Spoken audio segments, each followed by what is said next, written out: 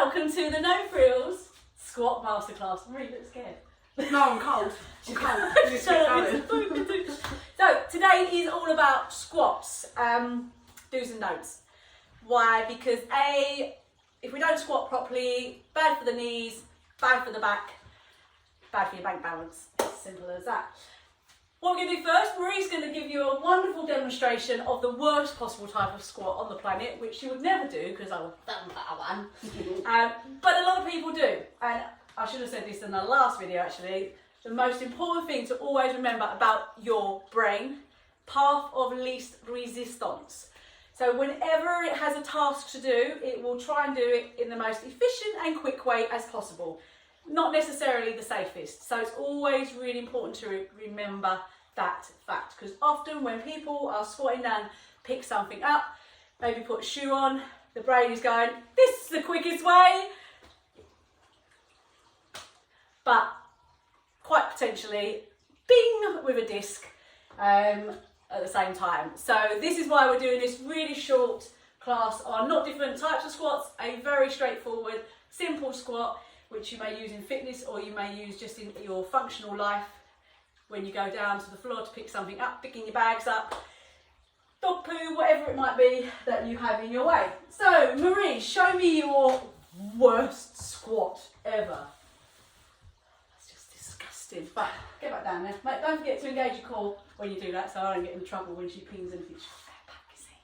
Right, back down now. I'm just going to point out. Yeah, I'm just going to point out a couple of things. Why is this bad? So, pressure on the kneecaps because the heels are not on the floor and the knees are right forward. Massive amount of pressure goes through that kneecap. Rounded back opens out those vertebrae, okay? Which means those poor little discs are struggling to stay in their place. And if you've got really cracked core muscles, you're going to get little herniations, not good. Also, shoulders are forward, so the centre of balance is completely off, and with her very heavy brain inside her head, she could then collapse forward. Nice and slowly come up, using those tummy muscles. There's a good girl.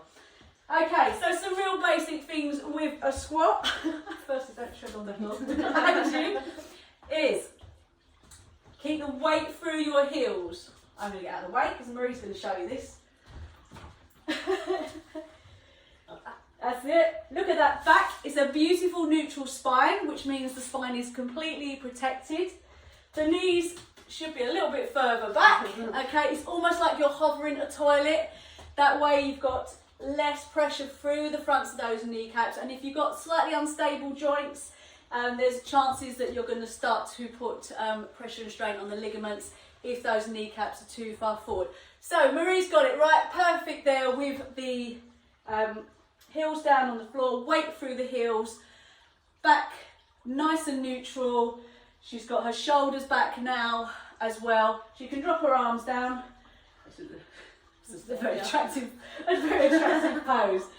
If you want to practice, a good way to practice this, and I'll get Marie to stand against my wall, doing an isometric squat so that your body isn't moving. You literally get down into a position and you stay there. And you practice holding that position, what it feels like. Get down lower.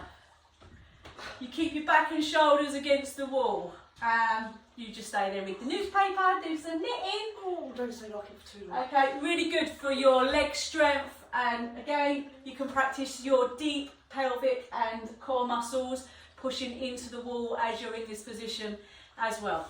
So this is a real simple session on good squatting technique. Now, for example, if you happen to be walking along, someone dropped their anti-back on the floor and you wanted to pick it up for them, isn't it quite quickly that you would do this? Good Lord. But it's not good for you, I'm telling you, I'm not even kidding. I know it looks a bit weird when you take that extra moment to squat and pick it up, but it's worth it if you want to keep your back well conditioned.